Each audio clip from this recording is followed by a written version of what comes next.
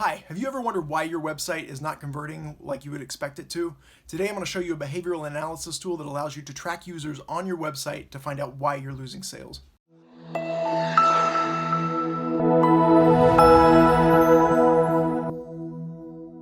So before we get started, I want to tell you about an exclusive group of entrepreneurs that I'm a part of. Go and check the link in the description below. You definitely want to check that out. So this is HotJar, and HotJar is a behavior tracking software. Okay, it monitors people's usage on your website, and you can kind of get an idea of what people are clicking, how far down the screen they're scrolling. So you can get a good idea of what people are looking at, what people are engaging with, and you can make decisions based on that. And I've actually used this to make the UX on websites a lot better. So let's take a look at what's called a heat map.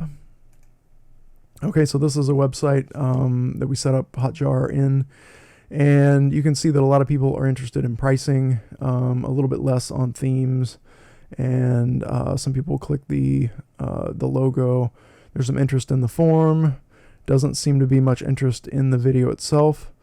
That's a video, you can't really tell that, but there's interest in the themes here, and we go down and there's interest in the pricing and some interest in this form.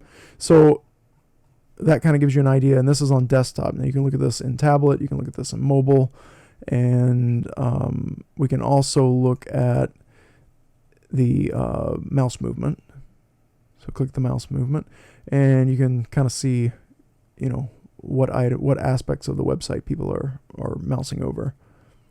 And then you can also look at the scrolling, so we can see where people scroll to. So this is the average fold, meaning that's the bottom edge of the website when the site pops up. And different screens are different, so this fold area will be somewhere probably within here, maybe within there. So so we kind of look down, it gets cooler and cooler and cooler, and by the time we get to the bottom, we have about 25% that's gotten to this point.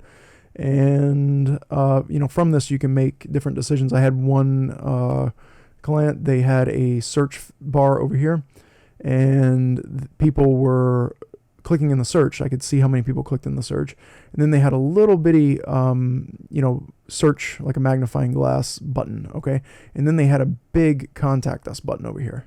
Okay, and what was happening is people would click on the field, they would type in what they wanted to search for, and then they would click that big red button, and it would take them to the contact page.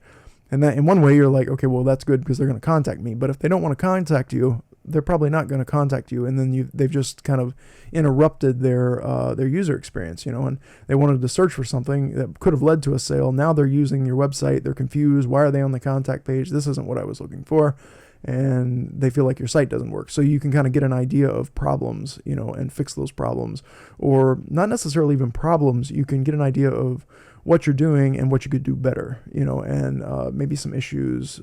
Yeah, definitely problems, but just overall usability and increasing that potential. So increasing that user experience. Hey, before you go, make sure you check that link in the description below for that elite entrepreneur group that I told you about at the beginning of the video. You do not want to miss that. Go check it out.